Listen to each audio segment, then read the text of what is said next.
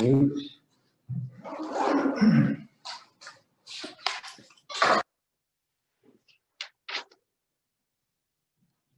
right.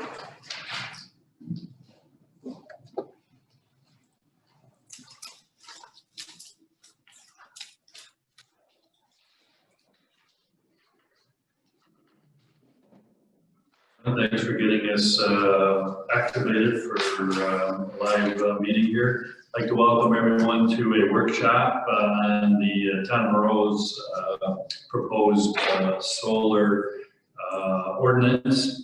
We've had several meetings recently, workshops, trying to wrap up work on this project and moving toward the goal of getting it in the hands of the public for their comment. And we have the Deputy Town Clerk, and you take attendance. We also have the Town Attorney, Carla Bittner, with us. And typically our meetings run about an hour. We had a request to go a little bit longer at the last board meeting, hoping to get us closer to wrapping this up. So, I think our goal for this evening would probably be to get things as close as we can wrapped up by 7 o'clock. So I know some other board members have some commitments tonight. So with that, I'm just going to ask the Town Attorney to give us a recap of what we worked through, where we left off at our last workshop, and then we'll continue working through the document. How's that? That works for me. Last time you folks did quite a bit of work on really the tier 3s, the large commercial, excuse me a second, the large commercial displays. Computer's playing Christmas music. It wants to jump ahead. We haven't had Thanksgiving, but you know what, it's 2020. Okay. So, 149-97 is where we're at. You folks went all the way from subsections 1 through subsection 5. You specifically put aside the question of whether or not to include prime farmland, USDA lands in the tier 3 areas. So the subsection 6 is entitled Decommissioning. And then it goes down through, the next ones are site plan review and all of the requirements therein. That's where you're really gonna nitty gritty get some of what you want, the specific trees or the lighting or the screening, things of that nature. Not lighting, screening and how you want to set it on property. That is all of 149-97. 99, sorry, 97 was tier 1. Nope, that was mine, because I was just working on 97 before I came here. If we are able to get through all of that, then the rest of them are really the easy ones, that you have to have a decommissioning plan. The abandonment, what happens when there's abandonment, that's a different section. We can beef that up, but that's pretty significantly the same as the solar law, the model solar one. So what I would hope you can do is we can get through the tier 3 part, and then that really is the last big hurdle for you folks. I did email you last night quite a bit of information about a different path you might want to go through. I've spoken to a couple of you today who called and asked about that. And really, I'm here to talk about if you want to do that, if you want to just keep moving forward in what you're doing now. It won't add a lot more work. It won't take away any of the work that you've done. But it's just different avenues that you can travel to perhaps get what you're trying to accomplish. So for the benefit of the, thank you, Counselor, for the benefit of the public, well, I'll be back. Does the board want to continue working through where we left off, or do we also want to start the conversation with some of the ideas that council had regarding, I assume you're referring to overlays? Correct. So would you like to work through the document and come back to her memo on overlays, or do you want to start it again on overlays? Personally, I'd like to go back to A and get that settled before we get down to, 5, 6, 7, 8, 9, whatever. We're skipping over stuff instead of coming to agreement. I think we've got to sit down, get to agreement on these things, and get this thing moving. So we can do that, but my concern is that because I think that will require a lot of discussion, there's a very high probability that we will not have made any, after that issue, we will not have made any more progress where we left off. And I thought, keep putting it off, so we got not put it off, not putting it off. We're going through where we can have common ground, and then we'll come back to more difficult Excuse me, but stuff. I believe we had common ground on 149.99A. We had a majority of the board, Alan, Jamie, and John, said to strike the regulations on the not allowing them in the ag district to Frank Farm and the statewide importance. So we had a majority of the board that agreed to that. We should be able to move from there. We've agreed to that. Leave that in there. So if you want to go down that road, there was no public discussion at all that you're claiming majority of the board support of. It was done in an email outside the view of the public. So you call that good government? Well, let's have Referring to an email? Let's have a discussion about it tonight then. This is what the board's discuss these. So I put out where two options where I thought we should go. What would the board like to do?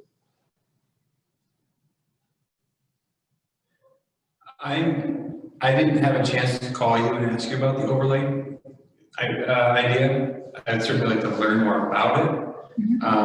I guess we have to get back to this part right here that Councilman Donahue has brought up. I 100% agree with that. Because I obviously have thoughts on that too. I know I wasn't one of the folks that said let's scratch that out, but I certainly have thoughts I'd like to add to it, right? So I'm open to whatever the consensus would be to how we want to go forward tonight. I don't think, like I know where I stand, I certainly don't want to skip over anything, and I don't think we are necessarily skipping over anything, but I'd be willing to go in either direction. I'll share my thoughts and then. Can I, before you, I just want to correct something that was said just for the public. What JD was reading is you're looking at my red line notes in the draft law, and it does say those 3 individuals. Those were this was a compilation of emails that each of the board members individually sent to me as counsel, so that I was able to look at that and copy the board, but really to be as counsel. I just want to make sure that everyone understands that there was no meeting through email or anything to that nature, that this is just, it was from the board member to counsel, and as counsel I put it in here. So I just want the public to be aware that there hasn't been any board meetings they have not been a part of. Thank you for that clarification. Yes, I just wanted everyone to know. Thank you for that clarification. I'm sorry. No, that's perfectly fine. My thoughts are going to be a little bit similar. I wanted to just, I have the same concerns that everybody might have when we come to common ground, but for the record, I'm kind of on both sides here a little bit. Those comments are comments that I made, and I've stated throughout this process that my opinion continues to change as I become more educated, and nothing has yet been decided as a final position that I'll take because we haven't had a public view yet. So with that said, we'll move past that topic. But I think that my suggestion to the supervisor's question is maybe you give us a high-level overview of the concept of the overlay, and then we can start through our exercise, because understanding that concept might be helpful for everybody, because regardless of whether we decide to do it or not, we still have to work through those other subsequent sections. Because if we decide on overlay, we still have to get through those next sections, which is things like on prime farmland or not, visibility, screening, and all the other stuff. So that would be my opinion. Is a quick overview on what overlay. So let's, great, thank you. So by consensus, we will ask you, I'm sorry. Yes. We'll ask council to discuss her narrative on the overlay Okay. possibility. To Alan's point, to whether you do it as an overlay, a special permit, or just regular site plan as it's written now, you do still have to make the determination whether it's on prime farmland. So it wouldn't be that it's one or the other. That still has to be made. The thought of an overlay, I've been kicking around for some time, and I spoke with Jim Martin about it. I've also connected with Jen Manier from NYSERDA, who has been very helpful in this whole process. I have not heard back from her, but an overlay district is exactly what it sounds like. It's a district that lays over another district. And ultimately what you see it sometimes in a commercial overlay district where you have your underlying zoning. And then if someone comes in and says, I have a great project, similar to a PUD, similar to a PDD, not exactly the same because they don't have the same reasons for it. It's not for urban development like a PUD. So someone will come in and say, I really want to do this project. And here it would be, I really want to do a tier 3 commercial solar project. So they come to you and they say, I want to do it. Now you as the town board, they would come to you first and they would say, great. Our entire town has what's known as this solar overlay district, which means anywhere in the town, if you meet X, A through Z, you have the potential of having this commercial solar. The benefits of this are, first you go to the town board, they request if they could do it. And you look at it and you go, okay, well, you've met the criteria by submitting the information. So your application is complete in planning board speak. The town board then refers it over to the planning board. Now your planning board is really your board that's going to get into the nuts and bolts of this. It's going to look at it. It's going to go through all of the information that you have here. You would talk about the height, you would talk about the trees, the berming, different, the location on the property. Planning board looks at all of that. Planning board likely is your lead agency for seeker purposes. Planning board makes a recommendation back to the town board saying, okay, we've looked through everything here. We believe this is a proper project for this particular parcel. Town board, please create this parcel, kind of like a rezoning, but it's an overlay zoning. Create this parcel as a solar, commercial solar. Planning board says, or town board says, great, we can do that. You approve it, pops back to planning so that they can go through site plan and do all of the, basically all the further nitty gritty, stormwater, any of that kind of information. So there's a twofold benefit to this, and it came up at the last meeting that there are properties within the town that are not located in the R5, M1, or M2, but have the acreage and have the capability perhaps of hosting these kind of commercial arrays. And those folks would not be allowed to simply because they're not in those zones. Well, having an overlay would allow them to come to you, gives them an avenue to come and say, you know what?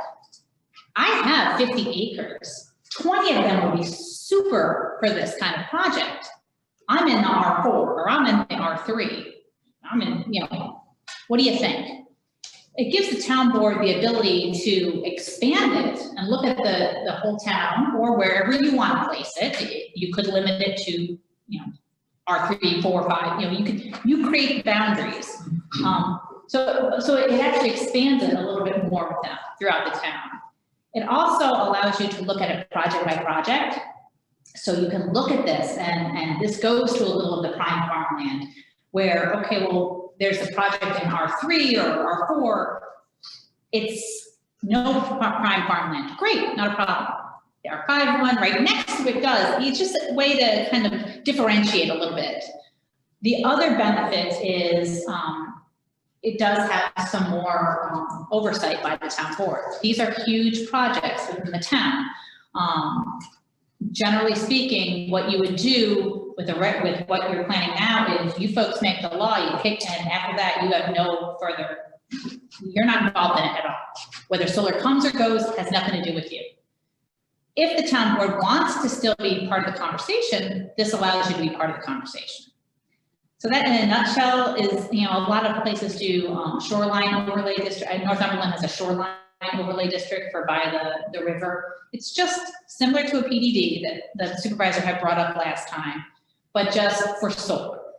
So that's the thought. What you've already gotten here, you would keep, because you obviously need to still have your standards.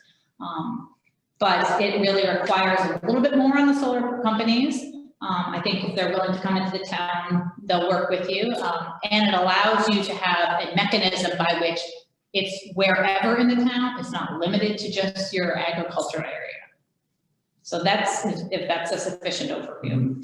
And typically when municipalities have an overlay district, and those types of projects come before the town board, usually there's a component where the town benefits for approving that. There's some benefit to the town in approving those types of projects.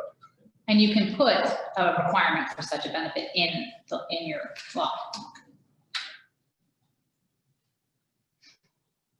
Thank you. Thank you.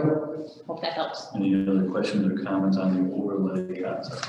So, but, I mean, without much more knowledge of it than reading about it today, hearing about it now, I personally would like to think we could go in that, would like to go in that direction when the time is right to create the overlay district map concept. I'm not sure how we look at it, but the overlay. It would be the overlay district is just, you basically say the solar, you have a residential district, you have an agricultural district. Now you have an overlay district. So you're creating another zoning district. Okay, So you're doing. Can you, Yeah, go ahead. can you elaborate on the difference between like an overlay type of zoning versus what's afforded under a PUD process? A PUD usually, you want to create jobs. You want to bring more economy into your area. A PUD is literally a planned urban development. PDD is a planned development district. You're not looking for that here. You're not trying to get development. You're not trying to get, for example, a PUD, Harrison Quarry and Bluebird Trace. That was a PUD. That was for residential purposes. That was to have more residences in and create a part of the sewer. There was a purpose for that. With respect to for example, Good Shepherd, Home of the Good Shepherd, that was also part of a PUD. But again, that was not a commercial purpose, but really that was a purpose for housing for those folks. This would be different because the benefit is really, solar is benefiting only the landowners, so to speak, doesn't really go to the town too much. This is more of a similar to like a conservation easement overlay. It's more of an environmental kind of overlay. The town is not bringing people. The town is not going to be additional traffic. It's not going to be, water infrastructure, sewer infrastructure. None of that is going to be part of it. When you do the others, you need to have all that in there. I don't know if that helps. Yes. And that's a question, and that has to do with when we create an overlay district. Are we creating an overlay district strictly for solar systems? Yes, Nothing else? it would be strictly for tier 3 solar systems. Okay. And it shouldn't be seen as more restrictive, right? It's just another opportunity for there to be some additional review for the project. I certainly don't want to come across as wanting to restrict specific projects, but I like the idea that we can keep a hand in this all the way through as projects come by. I think that's Right. It's not more restrictive. It may require an additional meeting Right. for the planning board, or they have to come to the town board. But solar companies come to town boards all the time. We got an email today from a solar company. They're coming all the time. So it's something that the town board would want to be part of. It's not adding any additional regulations or any restrictions. In fact, by allowing an overlay, you're actually removing a restriction of saying it's only permissible in this particular part of town. You're saying it's permissive everywhere, provided you meet these criteria. Right.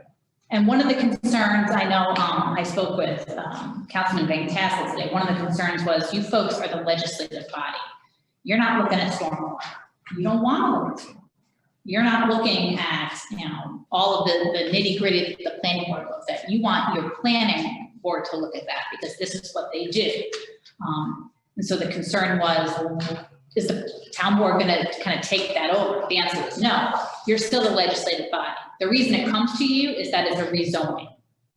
When they come to you, it's technically in the guise of a rezoning. So that's why it's before you. You don't look at the stormwater aspect.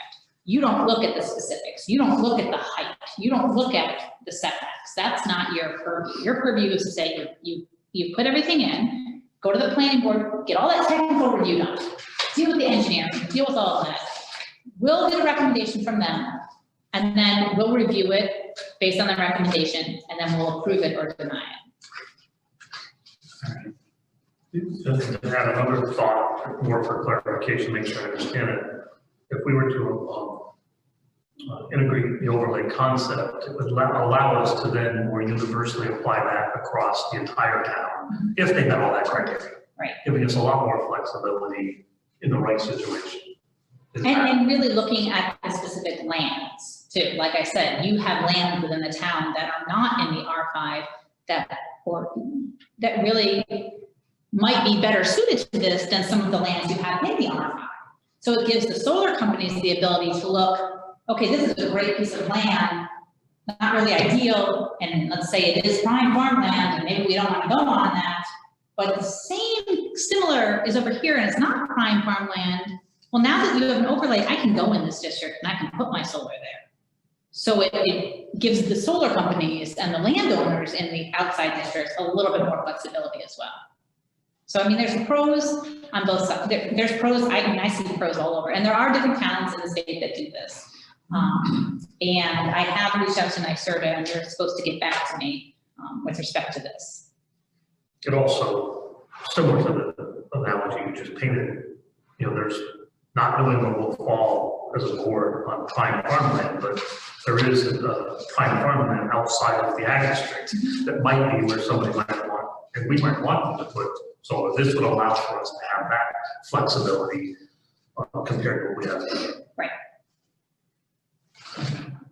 I like the thought of that. I think that was when I had that confusing statement last time about, I looked at it the opposite way of what could be allowed in certain zones, and it was, I guess in my head, I wasn't searching for the tool that would, I think this is kind of where that comes. So I like that. All right. Anything else? No, I think the point not missed is that we still got a lot of work to do. We need to pick it up and move through it. And whether we go with overlay or not, we still got to work through it. And then we hear from the public, and then we hear from the other boards, and then we make a decision. We're not at those steps yet.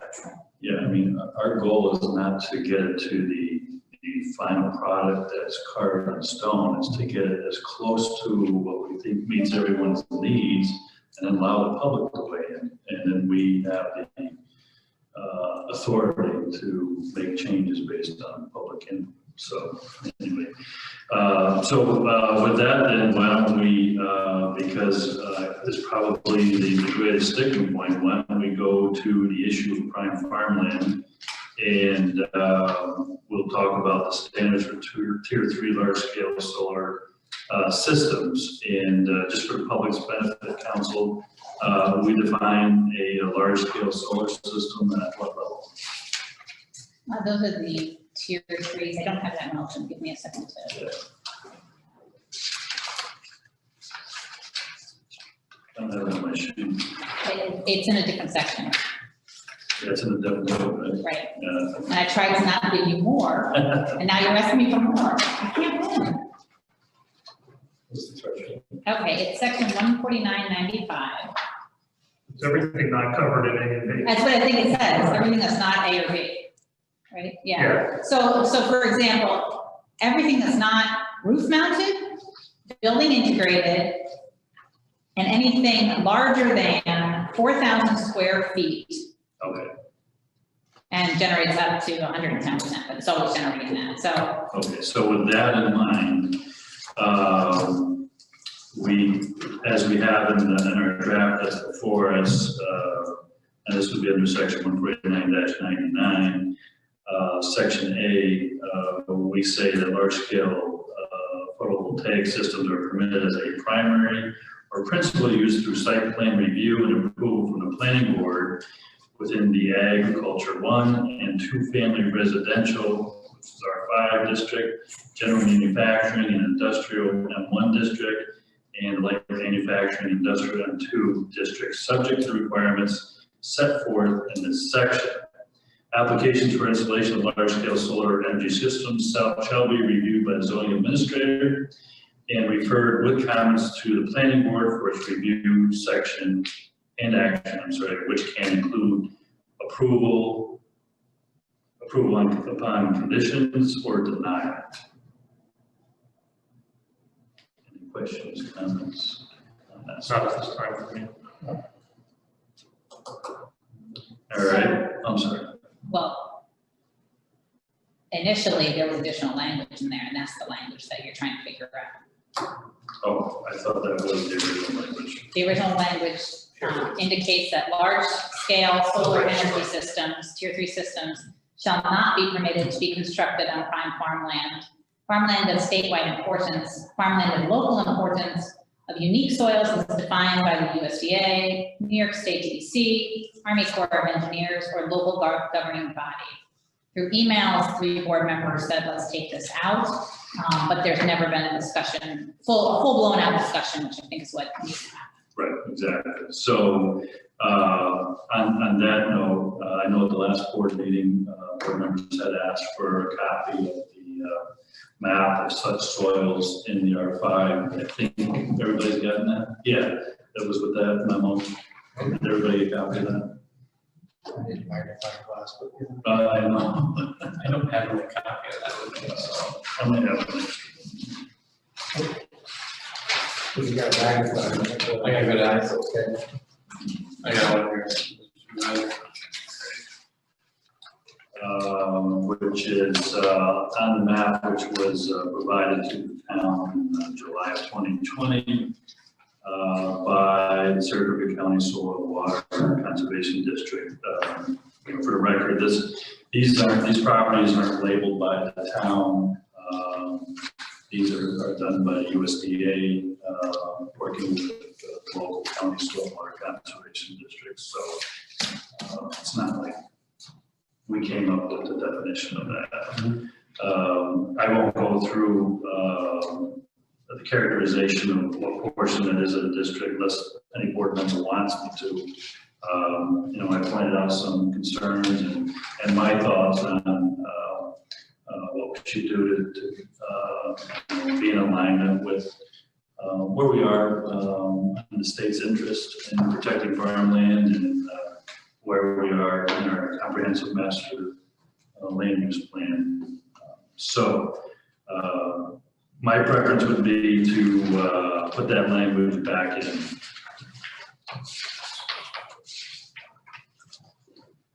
I'm just trying to look here. Now, on this map, the 8% of farmland of statewide importance, does any of that overlap with the prime soils, which is 50%? So, Or one or the other, right, when you look at it? So I'll run down the acreage if you want. I mean, I have Darren Dustin Lewis's numbers here, but. So your question was talking about farmland of statewide importance? Is that what you're saying? Farmland, well, I mean, I'm just looking at the narrative on the front here that says, from our overview, it appears that approximately 3,898 acres are currently in production, equaling 46% of land in the ag district. So that means only 46% of the ag district is actually being farmed? According to numbers, okay, of that acreage, 1,947, 50% is prime soils, 323, 8%, 350 acres is 8% is farmland of statewide importance. Right. Okay, I'm clear on those numbers. Yes, so basically, the ag district is 8,300 acres. And this definition would remove 1,947 acres of prime soil from the possibility of a solar array, as well as an additional 323 acres under the definition of statewide, farmland of statewide importance.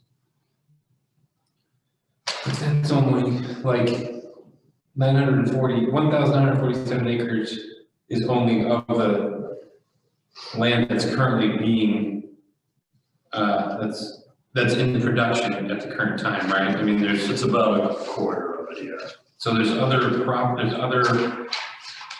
soils that would qualify, I would imagine, that are not in production. Is that what that means? Or no? Soil, yeah, so what this is, this language just focuses on basically your best land for agriculture use. And it would allow, based on the preceding permitted zoning areas, these types of projects to be constructed there. With the exception of farmland that's in production, and farmland is statewide importance, which is about a quarter of the ag district. Okay. Do we know why they define it as land of statewide importance? What is it about the soil? There's a definition for it. I don't know if I have that here.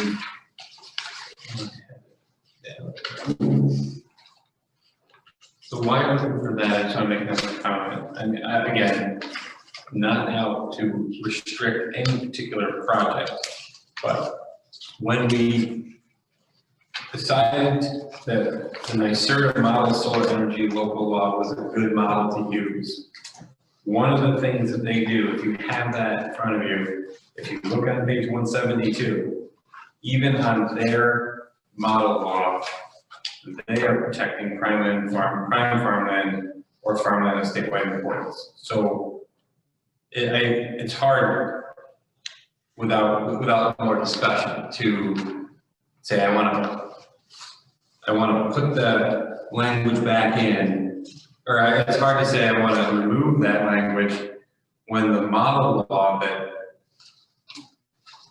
I found to be quite helpful is even protecting it. So it makes me think that there's more to it than just what we have, what we've discussed here. I guess I'm looking for thoughts, I would say. But I don't know if you have this. Do you have this one? Yeah. So even like I said, I mean, because I am not a large landowner, but I'm just trying to look at the resources that we've been using as for guidance, and even in this one, it's protecting that classification land. But I'm open for discussion, I just want to point that out, that it's also there in print.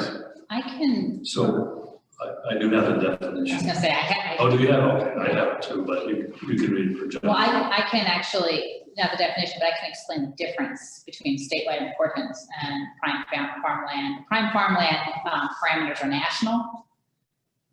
So they're ones that are across the entire nation. So USDA says soils of a specific type are prime farmland, and they're recognized nationally. Obviously, soils of statewide importance are ones that each state determines. So New York State then looks at and says, okay, we also think these soils, in addition to those, these soils are statewide importance. And then you have different, like prime farmland, if drained, is a different category. That's a national category. So the statewide importance one is one that New York State determines. And there's 1, 2, 3, 4, 6, seven different classes that it talks about. That's what the difference is the national versus the state. So there are some that are in the state that aren't in the national. Does that? And I think the state is more, has higher standards, right? That's why the acreage is so much less. I mean, they're only classifying just over 300 acres for our ag district, that category versus 2,000 for prime farmland. I'll send you this. I'll send you the fact sheet, if that helps. Thank And you. if you want some more details from Now, I understand the reasoning behind trying to protect our soil in the agricultural district. It's actually not addressed in our draft on 149.99C7. The installation of firms will apply the rules and standards regulations established by New York State Department of Agriculture and Markets. And they're pretty thorough. I went and did a little research, and they're very particular on what was, especially with solar going on to these properties. And they're very thorough in protecting the soils. First, they have to put in one of these requests for a special permit for anything, any subdivision on parcel within 500 feet of farm operation. It's a detailed application. Then they have to go to New York State Agricultural Markets, District Law 305. And they have to give a very specific game plan of what they're going to do, what is going to be disturbed as far as soils. It's very, very detailed. Then the next thing would be, they have to follow the guidelines for solar energy projects, construction mitigation for agricultural lands, as put out by the Department of Agricultural Markets. It's 8 pages long. Any scenario you can think of for a piece of soil being disturbed, they have an answer for it. They have a guideline for it. So our own draft law says we should follow these things. They're very specific. I think they have their stuff in order, you know, they have everything in guidelines set up to protect these soils. We all want these soils protected. But I think if we follow our own draft, we should be able to allow these on agricultural land, and as long as all these things are followed as set in our draft. So I just want to bring this up. Are you done? I'm done, John. Thanks. So what you're saying is that you want to remove that particular language from 149.99 and rely on New York State Department of Agriculture and Markets. As stated in our draft, C7. For solar. Got it. I'm not far behind you. Done. I guess I'll go on record with my position. As I said earlier, we're at the phase where we're working amongst ourselves, but there's an important component we haven't yet heard, and that's from the public. Today, I still have a desire to not have the language in there and have a lot of other strict restrictions that would protect us in the town. But I can, you know, depending on the feedback from the public when we get to that, before we have to make a decision and go as a board, certainly want to hear from the public. So I don't know if we're going to come to an agreement tonight on the next stage or go. At the end of the day, we have to vote on the final version.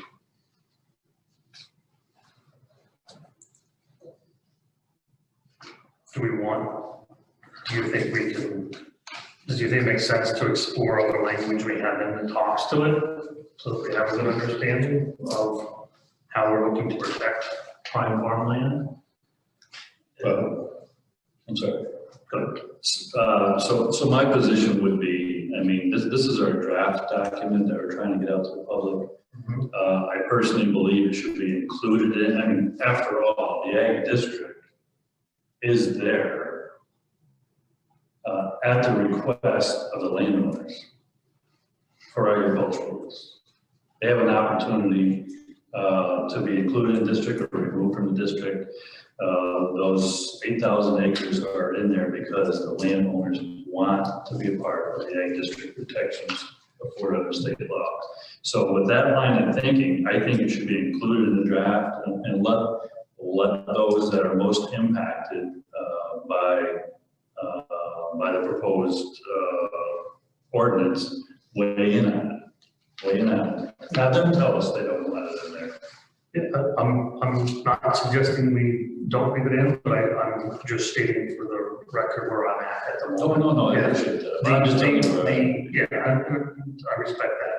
I think that there's also an awful lot of property in the ag district that's currently today and hasn't for a long period of time been farmed that's deemed prime farmland. In some cases, some that it's never been used for that. So, you know, at least not in the recent years. So there's a bunch of variables in there, other than just saying that everybody in the ag district wanted to be in the ag district. And they farm on their land, and all prime farmland is being farmed on today, or even in recent years. So that's something I think we can look at down the road. I mean, if you have something that's classified as prime farmland, and maybe we have language in there that says if it hasn't been utilized for agricultural purposes in, I don't know, 3-4 years, then it shall not be deemed to be, to prohibit the construction of solar facilities on them. You know, because it's clear if they're not probably being used, you know, the landowners would like to derive a financial benefit some other way. that's my concern exactly, in a broad brush. Listen, so here's what I know. Prime farmland is something we're never gonna get back. You can't produce anymore. I get it, I understand it. I also know that there's some prime farmland that hasn't been for a long time and isn't currently being used for farming, and that's creating other hardships. So there's a lot to it. A blanket statement of not allowing it on prime farmland feels a lot more limiting than not having that statement, but having very tight controls around where we do or don't allow it on prime farmland, and to what level of limitation and other considerations, and even language like you maybe just suggested. So the language, the statement in there feels to me like it's boxing us in, that it's off the table. We also have prime farmland, at least from the maps I reviewed, outside of the ag district. So now we've got a situation. Yeah, but this definition will only refer to those areas enumerated above it, right, Council? Only in these three zones. Yeah, exactly. So they would be in contention for limitations on. And if I just might add, having just listened to a few of the comments, I mean, I would be willing to strike it from the wording from the law. If when the public speaks out on it, the public says, we don't want it, and the majority of the public says we don't want it, I would listen to that, and I would be willing to strike it.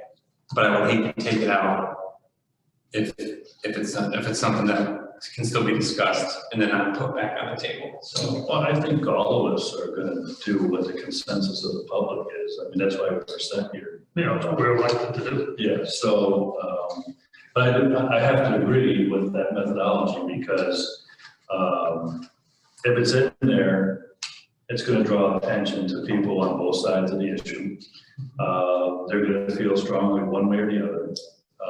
We'll be able to have, if we don't have it in there, there may be less interest in participating in the process. There may be more interest, I don't know, but my preference would be to be overly restrictive and then have the landowners tell us that they don't want it in there. I don't think we're on different pages on that at this point in time. At least I'm not. All right. So it sounds like the language is in for now. do you guys have comments? I'm just listening. You know what, if you want a public decision on it, leave it in there, but leave it highlighted so that they can see this there, that this is one paragraph of that we don't all agree on. That's my thought. Well, I think whenever you do draft law, not everybody always agrees on the entire I get it. document anyway. Yeah, okay. So, I think, if I could share another thought, I think that when we come to the public hearing portion, which is where, and I'm just use different words than you used, I don't know, I'm in a position to let the public decide, I'm in a position to hear what the public says and I'll decide. Just to make sure you know where I stand on that. I think it's how we also make sure we tell the clear story, because if we say that prime farmland would be allowed on prime farmland, but we don't really highlight all the additional care we gave to protect prime farmland, that doesn't tell a good story. So for later conversation, when we get to public hearing, I think we need to tell a well-balanced story. I'll leave it at that. Are we done with A, section A for now? For now. All right, so So, is it going to be in for now with the understanding that it's going to be highlighted? That's a little. That would be my recommendation, I understand, people will read it and they'll make a decision, they'll talk to us, and they'll let us know what their thoughts are. To that point, to something else you said, I think those that care and have the most interest will come talk to us in the public forum. So, again, I don't have a problem with being in right now, and we can move past that, but I reserve mine. okay. And if, you know, if it turns out 8 people make comments and all 8 people say, take it out, I guess I would have to think that 100% of the people want it out. I mean, that's how, you know, so we would really need the public to weigh in on this particular part, so we can represent it fairly. Any other comments on the section? I still like to take it out, but it looks like we're not going to. For the draft, right. The draft. For the draft. All right, so, moving on to section B, site plan review application requirements for site plan application on file in the building department is to be used, and the application shall be supplemented with the following information. Number one, I'm sorry. Only for sake of time, it's your meeting, so I don't want, but, A, we hadn't settled on, but we did get through B. Oh, that's right. Right. So if we want to pick it up on 6. Okay, If so we're under decommissioning, which is subsection 6 to section 149-99. And that speaks to the decommissioning plan. It says removal of large-scale solar PV systems must be completed in accordance with the written decommissioning plan. The decommissioning plan shall specify the procedure for decommissioning, dismantling, and complete removal of the solar equipment and associated facilities. The decommissioning plan will ensure the proper removal of all large-scale solar PV systems and associated equipment and restoration of the site to a stable vegetated condition. The requirement of the decommissioning plan shall be as follows. A, the plan shall be submitted as part of the application. B, compliance with the plan shall be made a condition of a decision on the associated site plan review application. C, the plan must specify should the system become inoperable or can no longer be used, it shall be removed by the applicant or any subsequent owner at their expense. D, the plan shall demonstrate how the removal of the infrastructure and the remediation of soil and vegetation will be conducted to return the parcel to its original state prior to construction. E, the plan shall include a timeline for execution. F, the plan shall include provision of a cost estimate detailing the projected cost of executing the decommissioning plan. The cost estimate shall be prepared by a professional engineer or contractor retained by the town at the sole cost and expense of the applicant. Cost estimate shall consider inflation, so the costs are adequately covered through a future date to be determined by the planning board. And G, the amount fully covered, the amount to fully cover the cost of the decommissioning the solar PV system shall be secured in the form of a cash escrow account or letter of credit. The form of the security shall be reviewed by the town attorney and accepted by the planning board. If the large-scale solar PV system is not properly decommissioned after the town deems the system to be abandoned, the town may remove the system, restore the property as specified in the decommissioning plan, and impose a lien on the property to cover the cost for the decommissioning. And the new language, I, is the plan shall be signed by the owner and or operator of the large-scale solar PV system. Any comments on those sections? Go ahead. In H, H, I know about the town decommissioning of the solar system. okay. I think, We would hire that. yeah, we would hire, that would be hired out by the town. Isn't that your interpretation of that? Yeah, the whole point is, that if the town has to do it, that's the point of having the escrow. So that if the town has to do it or hire it out, the town's gonna take the money that's in the escrow or the letter of credit or bond and use it. Okay. So like hire an engineer. Yeah, we're not, we're Yeah, the town- in the rec department. I was concerned. I would. Oh, no. Yeah, no, Well, they got their plow trucks on, you know? And just so you know, this can be read in conjunction with the next section, 149, 100, which talks about abandoning and decommissioning yes. and goes through all of that. Is G as strong as we can make it? I mean, is there any way that we might not be covered?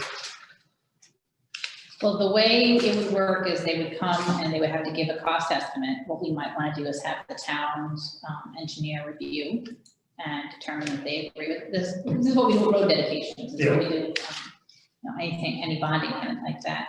Our engineer would review it. They would say, yes, we agree. And then we would have to get a letter of credit. I would, you can have money in escrow or you get the letter of credit. Letter of credit is better, a revocable letter of credit. It's better than money in escrow? Well, yes and no. It's better because there's a bank behind it.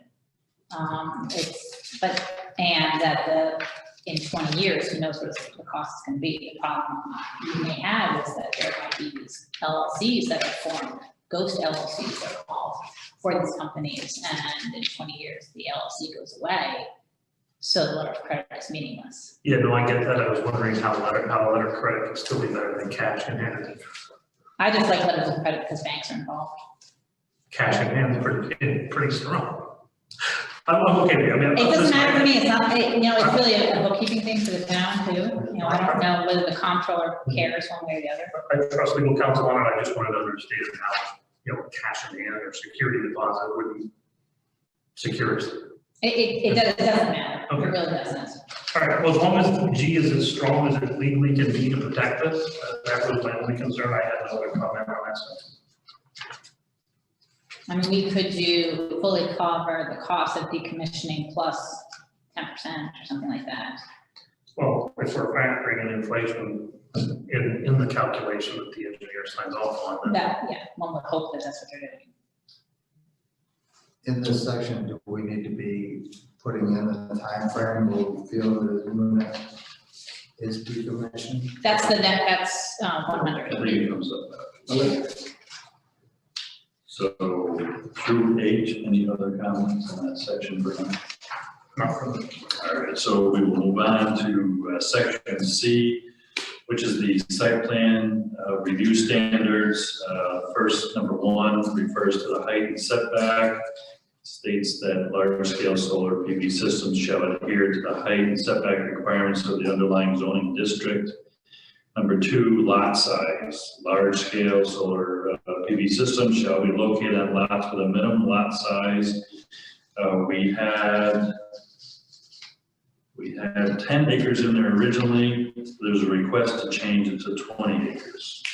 Open for discussion on that. I guess I brought it up because I was curious. I don't have I would just like to, I guess, discuss that number. I suggested 20, but I'm not sitting here saying it's based on a whole heck of a lot of research. So if somebody has a better understanding of that, I'll share let's talk about it. I'll share a perspective. Yeah. I think you made that suggestion before we had established the different tiering systems, and now we have a tier 1 and tier 2, and this now encompasses anything greater than 4,000. So if it's 4,001, 10 acres, 20 acres, 20 seems excessive. Okay. Only because we've changed some of the Right. the variables when we had that opinion back then. So that would be the only other thought I would share, Kyle. Okay, yeah, and I'm fine with the original language ultimately. I just, certain numbers just kind of stand out to me at times through this draft, and I wanted to make sure we had some open discussion on it. So back to 10 acres. I think my opinion is 10 is a better number. Okay, okay, so we're back to 10 there.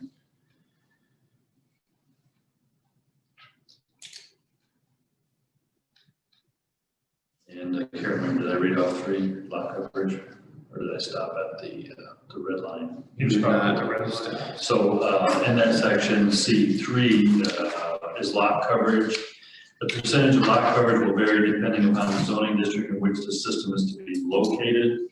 Under subsection A, in the M1 and M2 districts, lot coverage may be up to, I'm just going to read what we had in the originally, maybe up to 60% of the gross area of each lot in which the system components will be located. System components shall not be located in any designated wetland area or wetland buffer. And then there was a request to reduce that from 60% to 40%. Again, that was me. I heard me say it before, I said it again, I am more conservative with these types of things and would prefer an applicant to ask for more relief than, and again, if the zoning board is functioning at all at the highest level, it is their obligation to grant the minimum request necessary. But again, I'm not sold on this number, but I'm constantly always wanting to come back to the zoning and the planning, and this won't be zoning. But again, thoughts, and then also it was before we had discussed some of the other parameters earlier, so I'm not, again, I don't have any reason to say that 40 is better than 60 at this point in time, so 60 was the original document, then stay with it. Specific to the M1 and M2 district, I'm indifferent on either of the numbers. What about the R5? We aren't there yet. Okay, That's the next one. I'd like to see the 60 stay in here rather than have to go to the planning board and go for variance and all that stuff. I'm curious I'd rather why though. I'd rather do more. Is there not something about zoning you don't trust or you don't think is necessary? You know, say I don't trust the zoning planning board, I just think that we should set something up, we should write the law, if they can apply that. Oh, I'm curious. Okay. I would make one more comment, I guess, so they didn't have any other, but I'll make one more. Overlying on this discussion in this section and the next one, at least for me, I'm going to keep it in clear perspective. All of the other language we have in the law, visibility, setback, screening, vegetation, when making that decision. I'll share that thought for anybody else that thinks that that's important to keep in mind, but picking a number without also understanding those other criteria, including following the New York State ag market, right? There's a lot of other language in the law that might be, should be considered when thinking about the percentage. So that's just a thought I'll share. I think I kind of, well, I do concur with Councilmember Noonan with the 40% figure. And my perspective on that is, if you keep in mind the purpose of why we zoned, why previous boards zoned M1 and M2 areas, it was essentially for a particular type of enterprises to come in. And,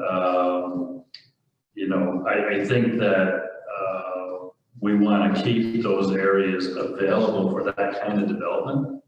And if we have language that permits a greater percentage of these types of lots to be utilized for this one type of endeavor, obviously when this is constructed, you can't use it for other purposes, and then we lose the potential for that type of commercial development. So I would just, ask people to keep that in mind. Employment, Um, yeah, okay. That's, and with that, I would concur with 40%, kind of M1 and 2 districts. Any other comments on that section? If not, we will move on to, I'm sorry, What did you decide? 40%. Okay. 40 is different. And if an applicant comes in M1 and they go, hey, we want 60%, and the zoning board does this, who knows the code, says, we looked at the map where they want to put it, it's fine, we can grant them that 60%, got it. And then we didn't, and everything worked. I mean, that's, in my mind, the system working. Just be careful with creating a law, assuming you're gonna need a variance to it. Because the point of a variance is that, you're doing something that the law does not allow. So just be careful creating a law, knowing that you're gonna have somebody do something it doesn't allow. I understand, Yeah, yes, there are we have no variances. applicants in front of us yet with these numbers, so we don't Right. know. But I just wanna, I just wanna be on the record that you don't wanna create a law and then say, this is the law, but it's okay, everyone's gonna ask for a variance, so it's not a big deal. Just be careful of that. Fair enough, thank you. Any other comments on that? No. Okay, we'll move on to 3B, which states, in the R5 district, lot coverage may be up to 10% of the gross area of each lot on which system components are to be located. System components shall not be located in any designated wetland area or wetland buffer. There was a suggestion from some board members that the lot coverage may be up to 65%. With one maybe up to 80%. Another board member asked or suggested a lot coverage may be up to 25% with a maximum limit of 30 acres. And then another board member weighed in that lot coverage may be up to 80% with an emphasis on visual land aesthetics impact on adjoining properties. I'll jump in first. I know what I had stated before, but I've already stated tonight, there's been lots of information gathered and learned along the way, so I am different today on where I was before, but I'm certainly nowhere near 10%. So my position is a lot closer to a number around 40 or 50%. And again, I weigh heavily on all the other language we have that will protect all the landowners. I am the one that said lot coverage maybe 25%, and I must have misspoke because I wouldn't have said with a limit of up to 30 acres. If I said it, sure I did. That I didn't mean that part, the 30 acres part. I believe I'm I guess I'm a 30 to 40% at the moment. But certainly we're open for discussion, again, to be higher than that. And again, to reflect what Councilmember Van Tassel said, not every single plot of land is, you're gonna, right off the bat, with the rules that are gonna be in here, with the criteria that's gonna be in here, it's going to cut down the available pieces where these solar arrays can go, I would imagine. And then it's a percentage of that available, or is that what you're, Yeah. so it's a percentage of what's ultimately available after it goes through all the other criteria. So, I guess if someone had a couple hundred acres or several hundred acres and the number we'll pick is 40%, and they meet all the other criteria that we make sure we have in our law, and that satisfies our interests and all the other taxpayers' interests, then it feels limiting at anything less than that. So I guess that's just the rest of what I was thinking. I do one clarifying question. I can't find it real quick, but just so we don't lose sight of this, we're talking about under glass, right? We have some definition here somewhere how do we define lot coverage?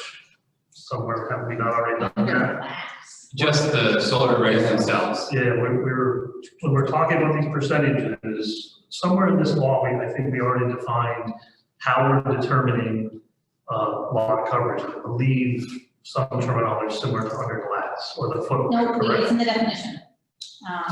The area covered by a solar panel or array as measured on a horizontal plane projected from the perimeter of said panel or array vertically to the ground.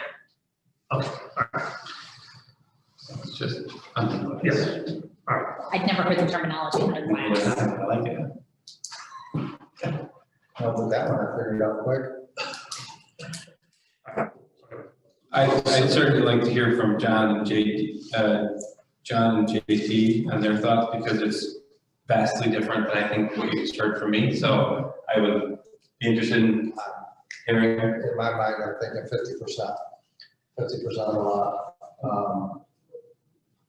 And with the understanding that a lot of the buffers and views are going to be obstructed by natural vegetation or actual surrounding land berms, so that people driving down the road don't have to see this. Instead, we want it to be, you know, either you don't see it or a pleasing sight. I would, it's actually a tricky question for me because it all depends on what we do with prime farmland. Now, if we are going to leave that language in where that prime farmland is protected, then I'm amenable to going to higher numbers, percentages. However, if the board isn't willing to afford that protection in the draft, then my numbers will be much smaller for R5. So I would say that I would be willing to go as high as 35, 40% if we afforded the necessary protections to the prime farmland and land and statewide of significance. However, if that is not to be part of the draft language, I wouldn't support anything higher than 25%. Under the, I understand your position. Again, you probably would admit that maybe would your opinion change after public hearing if you hear something different?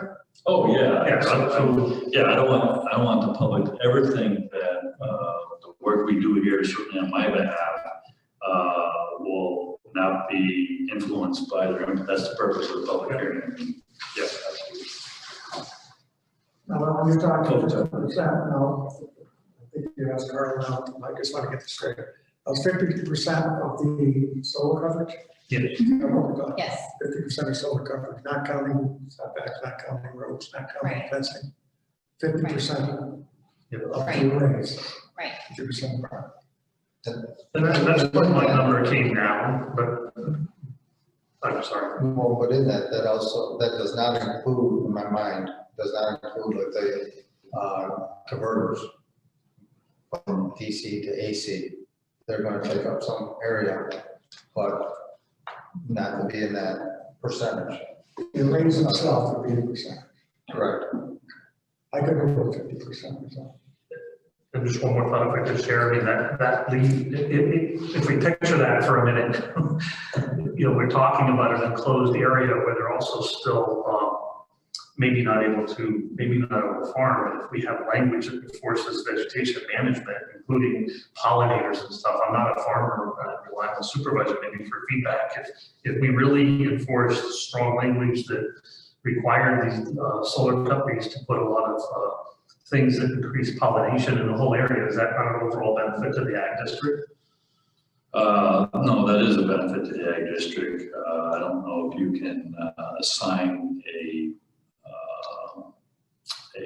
tangible benefit, what the benefit is. I mean, if you're growing Christmas trees, you don't need bees.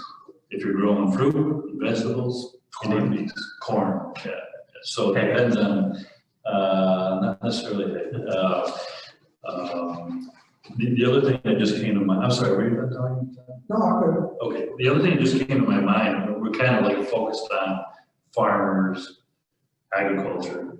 But we can't lose sight that in the ag district, because you have to have 5 acres to build a house, you have a lot of folks that just have 5 acres and their neighbor has 5 acres next to them. So are we of the mindset that we're okay with half the neighbor's property, 2.5 acres, all glass?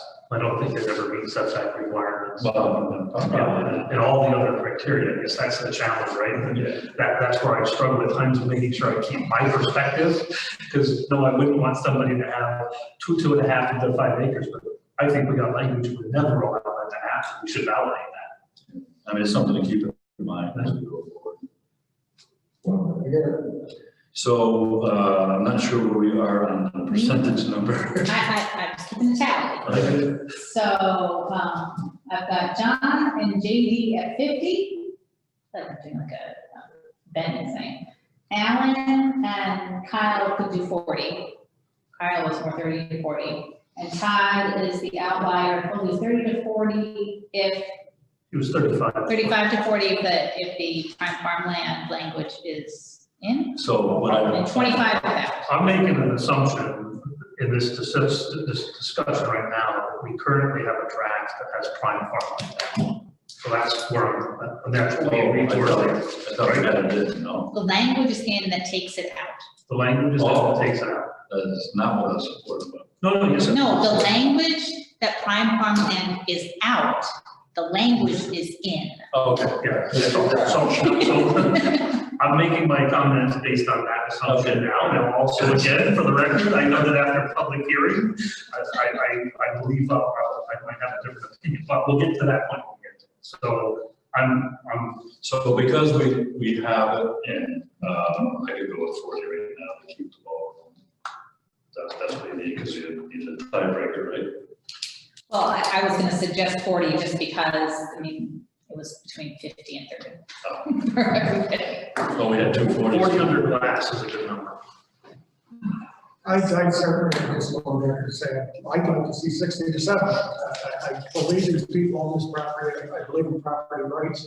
I believe these things can be put in these places safely. I believe that the landowner has that right. But looks like I'm On the draft, what's that? on the draft, I just, you know, I don't want people to be wedded to, you know, Right. falling on your sword. This is just the draft. Things may change once we hear the public feedback from Of course. the folks who live out there, the folks who want the projects, what works for people, what doesn't work. So I am open to listening and reevaluating, make some public feedback for sure. So I'm gonna put 40 for the draft. So we went from 10 to 40, so we're moving on. See what else positive. So moving on.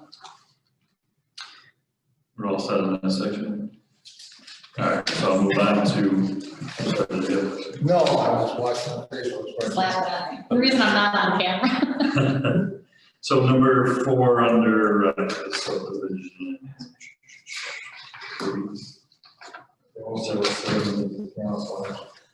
Yeah, under C, number 4, all ground mounted large scale solar PV systems shall be enclosed by fencing, a minimum of 6 feet high and a maximum of 8 feet high to prevent unauthorized access. Warning signs with the owner's contact information shall be placed at each entrance of the fencing. The type of fencing shall be determined by the planning board after considering the nature, use, and visual aesthetics impacts on adjoining properties. The fencing in the system may be required to be further screened by landscaping to avoid adverse aesthetic impacts as determined by the planning board. I think that language was boilerplate from the state, bylaw. Any questions, comments on that? No, other than, I was reading something there today about us having an automatic closing gate, automatic closing and locking gate, which I thought would be very good. You know, too often you drive by someplace and you see the gates open, it'd be nice if it closed automatically and stayed shut. Yeah, I can tell you that the developers do not want public accessing their installations. And, you know, they're gonna put a fence in that keeps as many people out as possible. Okay. Any other comments on that? All right, the next section is renumbered section 5. Any application under this section shall meet any substantive provisions contained in local site plan requirements in the zoning chapter that, in the judgment of the planning board, are applicable to the system being proposed. In other words, the site plan part of your zoning law, if there are parts of that site plan that are not located in here, that's also incorporated here. If there are other requirements. That's good. Thank you. And moving on, which creates a new section 6, a vegetative management plan detailing development, implementation, and maintenance of native vegetation to the extent practicable by providing native perennial vegetation and foraging habitat beneficial to game birds, songbirds, and pollinators. To the extent practicable, when establishing perennial vegetation and beneficial foraging habitat, native plant species and seed mixes shall be used. I'm not sure that came. So this come out. Oh, it did, okay. I did have a comment on last meeting that I made a suggestion that we actually expand this area. My suggestion was to pull from model law section 6A, B, 1, 2, and then the last paragraph. So on page 177 and 178 of the model law, this is one area where I thought we could add some, we would benefit by having some additional language. Page 177, 178. I've got the read that first and I will go 177. Stay there. I got questions on 176. It's double sided and somebody did a copy it for you. Do you have all the odd pages in your book? Do you have it in?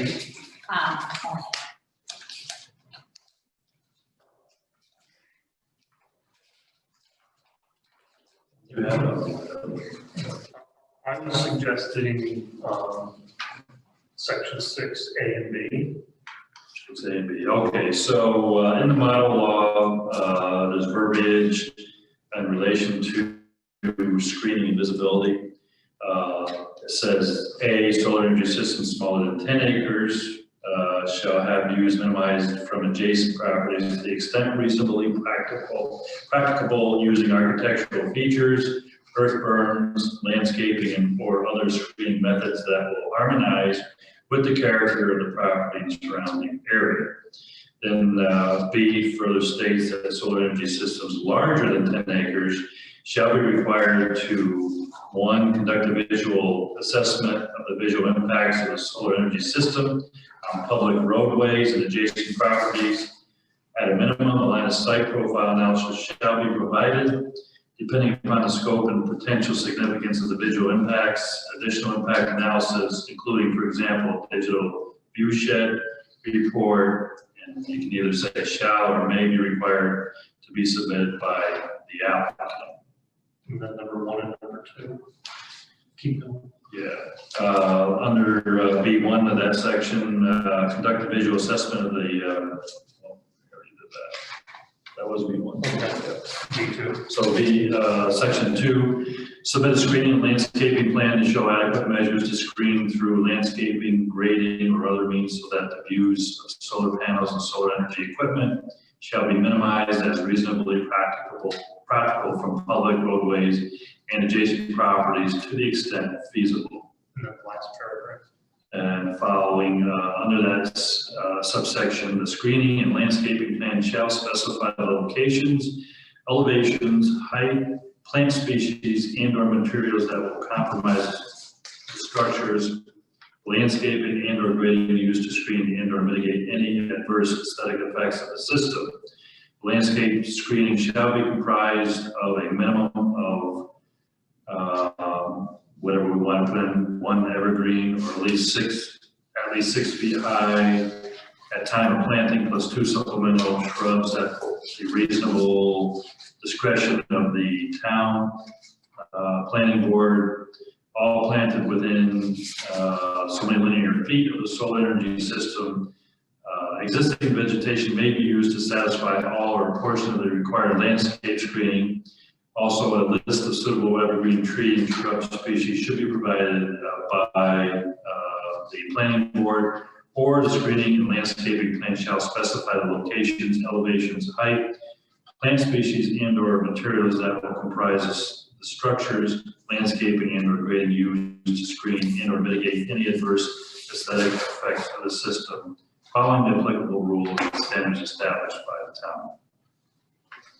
I'm suggesting we have just copy it. I'm not married to all of the last paragraphs, but I just think this is one spot where we can really add value to make sure we protect. For sure. I think you made comments on this last time, because I made a joke and said as long as it's not one tree, you know, but. Yeah, so that's a changeable.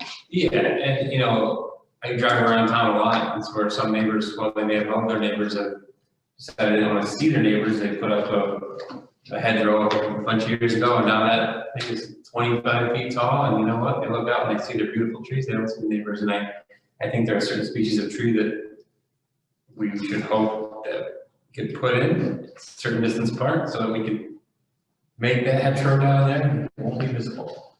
So I'm all for spelling out what we would expect and require so that we can't see after a certain number of years if these, I mean, let's face it, if they're putting them right in front of me, those trees should grow. So. Now, this would be at the discretion of the planning board, right? The planning board would decide. It can be at their discretion, or we can tell them, we can give them parameters. Yes, because the thing is, too, is, you know, I think about every project would be a little different. Right. The shape of the land will be a little different, so I need to get specific about how many certain trees or something. That would be, I think, with the planning board's discretion. Right. With them bringing in the planning board works with them and get as close to what we want to put in here as possible. Right. I agree with that. Yeah, I think those criteria help mitigate gaps that are found when they do the site assessment or the visual impact study. Right. You know, if the visual impact study doesn't have. So let's go back to the first part that I read, unless you want to add something. Well, I was gonna say, a lot of that's already in here. Just Yeah. in a different section. Like if you look up above, because basically you're looking at the R5 part is where you're really talking about the aesthetics and everything. If you go up and you look at section 4, or subsection 4, B requires a visual impact assessment already. So, So section 4 really talks about special requirements for placement in the R5. Yeah.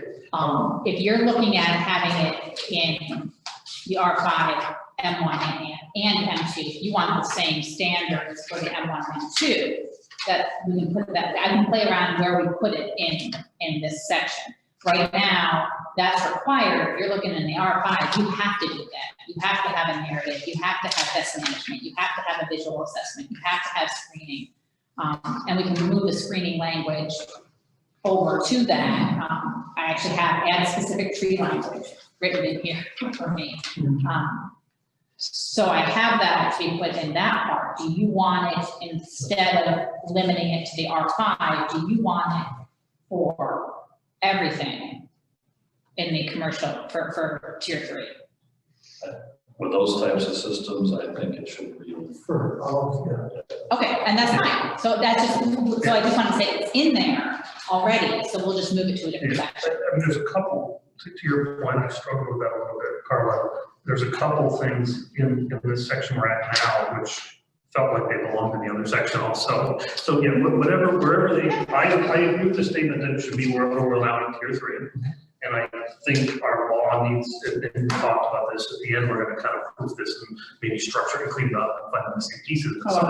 Some of this belongs structured a little bit different to flow a little bit better. Right. So, yeah. We'll get through that later. Absolutely. Right now, we're That'll dealing be with Carlos' substance. homework, but not our. More homework. So, on that first section, do we need to have an acreage number in there or not necessarily? When we talked about screening and visibility, If we're gonna say it's for all, we don't have to just, tier 3, then it doesn't. then we don't have to have an acreage number in there, right? Right. No, you don't need to have it in there. Okay. So you're okay with that first part I read, and then I guess the next question would be, do we really want to dictate, trees and all that, or do you just want to leave it up to the discretion of the planning board, telling them that they have to require it on the part of the applicant? I like to leave it up to the planning board's discretion, I really do. Have the contractor come in with their plan for screening, and that reviewed by the planning board, not by making a decision. Because like I said, I think every project's gonna be a little bit different, so I think trying to get any specifics as to how many of this and how many of that, I think would be difficult. And just to clarify, I know you read it, that's fine. I'm kind of passing direction back and forth. My suggestion wasn't actually to have that section. I just said 1 and 2 and then just the last paragraph. So I don't think we need to be that granular. Okay, yeah, I think that we leave that up to the planning board. We charge them with making it work, and they will dictate what the applicant has to do to meet our goals. Yeah, and again, I think the model law says this section is kind of, you can get 2 options, and the latter one is the one I thought, which is the strict down. Yeah, exactly. I'm fine with discretion of planning board language. Okay. All right, so that was, going back to the draft, where do we leave off? On 7?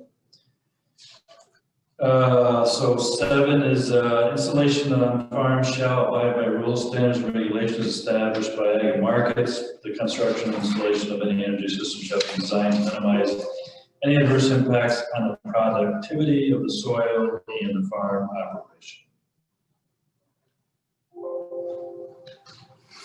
I had a comment earlier, but I've since asked to have that retracted, which is, you might have that right there. And, okay, Yeah, I do have, you can strike that, I've already asked to have that retracted. any thoughts on that verbiage? No, well, in my opinion, it's there, and I thought it spoke, and certainly if I misunderstood this correctly, I thought it spoke directly toward, the solar energy construction mitigation guidelines established by Ag Market. And that there's a whole lot of other cases that don't have to be here, but as long as that's tied to this, and this is maybe a question to the council, as long as that's referencing language over here established by Ag Market, then I think it should stay, and I think this is an important piece of the story. It's any rules, standards, and regulations by ag markets. Okay. Good. Well, I believe it should stay. Yeah, no, that's good. For all the reasons we spoke about earlier. Everybody okay with that? Yep. All right, so moving on to what would be number 8.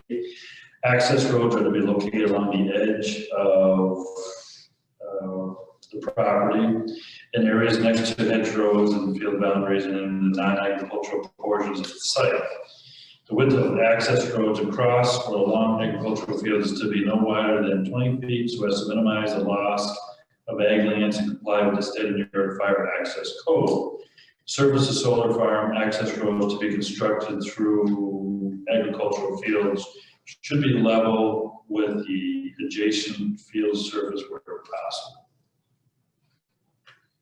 Some thought on that, what if there's already an access road on some of these properties? Yeah, Do they use the existing, I mean, I feel like it's, they use the existing road that's not being used or anything. I think, Access way. I think property was put in there because I had a comment some time back, and that's when agricultural field was struck, but I would go back to agricultural field based on fields in that first paragraph, and take out the word property. For the very reason, I've seen other properties and seen other potential projects, and my position is different today than it was. so put agricultural field in place of property. Yeah, So for context, I'll just read it again. The access roads are to be located along the edge of agricultural fields in areas next to hedgerows and field boundaries and in the non-agricultural portions of the site. Yes. So Kyle, is your concern that the access roads are going to, existing access roads could be located someplace else currently, or is it the width that you're concerned with? Well, some of these access roads might be right smack in the middle of the field, like they might go right down the middle of this property. How about these roads maybe, you may utilize existing roads or new construction to be located along the edge? Well, yeah, if you have to cut a new road, I can see adhering to a regulation that we have here, but I mean, heck, if there's an access road that already has existed for 60 years on some of these properties, Right. You know, why would you even cut a new road if you could access your project to the road that's already there? I would find that to be counterproductive to what we're trying to actually do here. so why don't we have access roads shall utilize existing roads on the property? I was typing as you were, existing access roads are permitted to be utilized, period. New access roads. Okay, is that good? I'll work with that. All right. Number 9, structures for overhead collection lines are to be located upon the non-agricultural areas and along field edges where possible. Electric connection cables and transmission lines are going to be buried in agricultural fields wherever practical. Where did that language come from? Is that from the model? Yeah.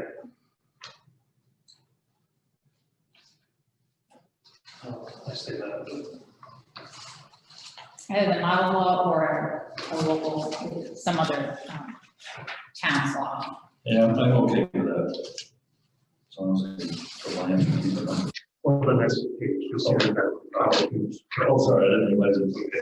So it continues. So, continuing on section 9, internet cables and transmission lines installed above ground shall be located outside agricultural field boundaries. When above ground cables and transmission lines must cross agricultural fields, taller structures that provide larger spanning distances and locate poles on field edges to the greatest extent practical.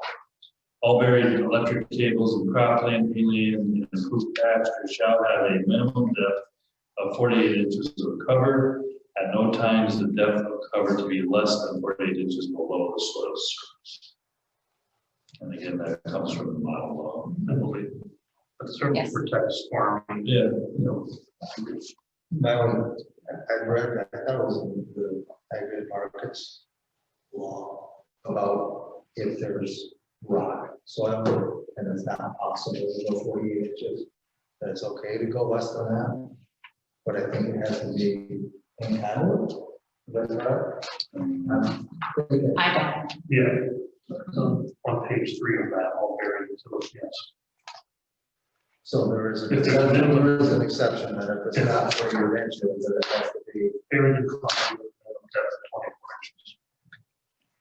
Would you like to add that language? Well, I'm thinking it's in the, as long as we're following the. Or not follow, like, that's the model one. You want that language in. well, this is ag industry, so it's referenced in.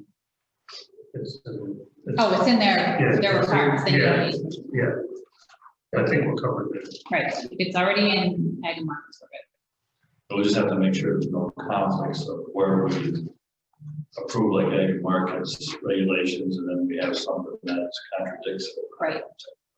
That's like step 6. More homework. Yeah, that's on the list. Everybody okay with that section? So, section 10, the planning board may impose conditions on its approval. Any, we had special use permits under the section, we changed special use to plan, site plan. Under the section, in order to enforce the standards referred to in this section, or in order to discharge its obligations under the secret. And I don't know why that got changed, or who changed it. Did you change it? I don't recall why it got changed. It might have been something everybody decided on, so everyone decided on. Oh, it's because we weren't gonna do these for special use permits. We're doing them as a site plan. That's why I put it in there. That must have been. The model code has it either way. Yeah. So I guess it would be a site plan. So we'd want to do the site plan language in there. Good. Oh, I'm good, yes. Yeah.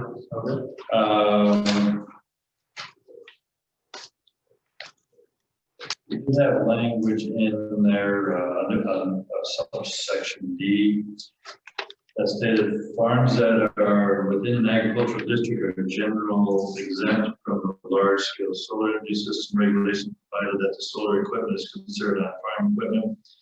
I guess that's kind of moot because we're allowing it, further up in the, so we'll take that. So that was removed.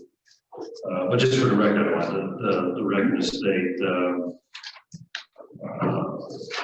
well, from the beginning, farms that are within an agricultural district are general exempt from the large scale solar energy system regulations, provided that solar equipment is considered on-farm equipment. Still shall obtain a site plan waiver approval or site plan approval from the planning board. Exemptions from requirements of things that can review for systems that are on farm use that generate 110% of farm's energy use. So that section was removed. Yes. That takes us to section 149-99, which stands for tier 3 large scale solar systems. There's some other small things that we can, address later. I think that unless council has a different opinion, I think she said that we kind of just a handful, but there's some little things like we don't really address NH here, and we don't address glare here. We have those in the other sections. So there's a couple of housekeeping kind of sections, but they're not critical. Right, there's going to be a consistency review because there's been so many permutations of this law that ultimately I'll do a consistency review along the way. So we made it once through. That's the big one to draft. We do, it's up to the board pleasure, but we do have to have a discussion on how we treat these arrays with tax standpoint. You want to talk about that? Right, this actually would be a pretty quick decision. Okay. So RPTL 47 is the exemption, and it's one of those that if you want to solar panels are exempt from the property taxes, unless the local municipality decides to opt out. The town has not opted out.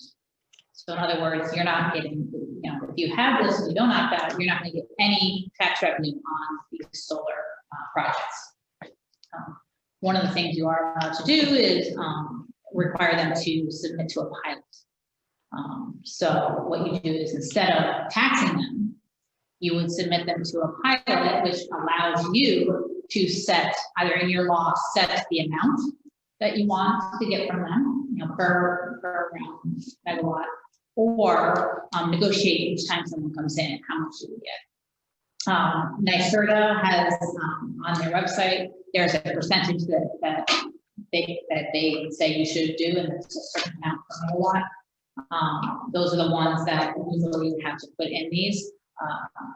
Saratoga County already does this. Saratoga County, they do $1,000 per megawatt. When you look at the NYSERDA part, there's, for example, it says $10,000 is what you get. That's all of the taxing jurisdictions. So School district. school, county, right? So Saratoga County is already taking part of that. Yep. So I would suggest that, and I talked to Leah again today, we would suggest that the town board decide to implement a part of your law to say, we're going to do a pilot. We're going to, exempt you from the taxes, but you got to give us a pilot. Yeah. One of the benefits is not only do you get to, say how much it's gonna be, so you know there's income coming in. In the event you decided to not exempt them and not require that, and just tax them outright, the amount that we believe they should be taxed, not the amount they're gonna believe they should be taxed, so that just invites litigation, which is nothing we want to do. So I would recommend at this point, and I gave you the toolkit, but I have drafts of laws and it's easy to put in. Basically, it just says, look, you want to be here. We're not going to tax you. You're going to give us money in your pilot. I'm fully supportive of it. It's not directed at the landowners. It's mostly the developers of these projects. There's obviously a profitable business here. And the exemption, if I understand it, in the ag district was to benefit farmers farming, right? That's not exactly what we're doing here. Well, and to your point, Alan, that's part of the issue as well. If you have property that gets the ag exemption, once the solar panels go on, that portion is no longer getting that ag exemption. Correct. So just to throw that out there. Yeah, there's a conversion penalty after. And there's a conversion penalty of the, from the last 5 years, I think it is. Nobody's talking about that. That's Well, not I our mean, it's, issue. I believe that we should implement. That's Same there. I would support the pilot. So I will put that in, Yeah, you guys can put that through your homework. okay, so, where do you need us to go from here? I need you to go. Yes, as far A little question. to get this, in a format where we're ready to go for. There's a couple more sections to look at. They should not be controversial sections. One is the one we talked about already, section 100, which is your abandonment decommissioning. That is taken almost verbatim from the model code. That has a lot of information in it, and that really is there to protect the town. And it sets forth when you deem it abandoned and procedures. It is abandoned, and then you kick into the decommissioning plan. And then the rest of it, if I recall correctly, are just your general,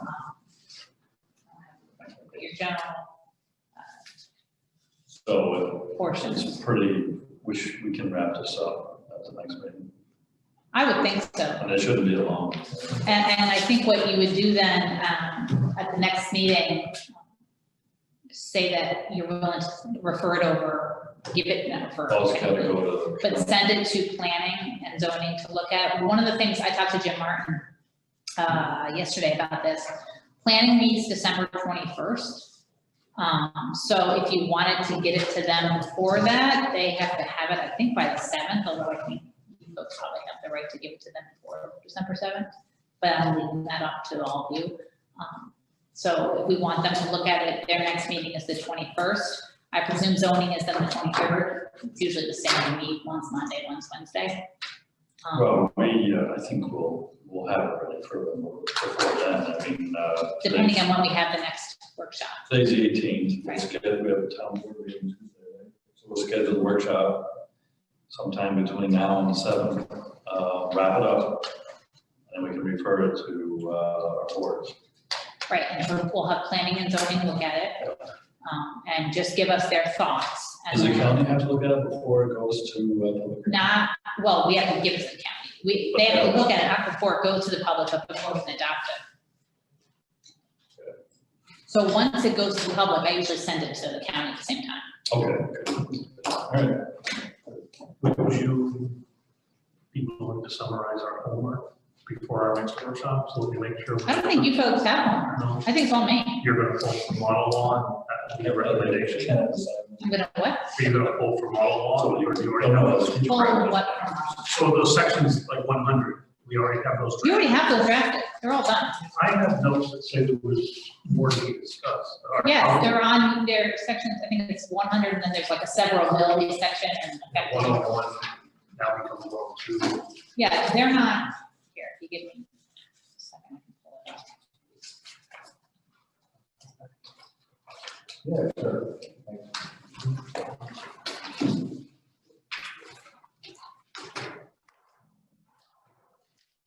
So, section 100 is your abandonment and decommissioning. section 101 are the penalties for the offenses, and section 102 is your severability, and that's it. So that's why I say they're not really, the penalties are, the penalties, one says penalties are whatever the penalties are in your zoning code. Severability says if any portion of this code is found to be unconstitutional or not valid, it doesn't kick out the whole code. So really, it's just the abandonment decommissioning one, and like I said, that's basically from model law. But take a gander at that. That should take a 5-minute review, I would think. All right, well, thanks for everybody's help. We're almost there, and do we need a motion to close the workshop? Better take a motion to close this. Motion to close. Second. Motion by JD, second by Councilman.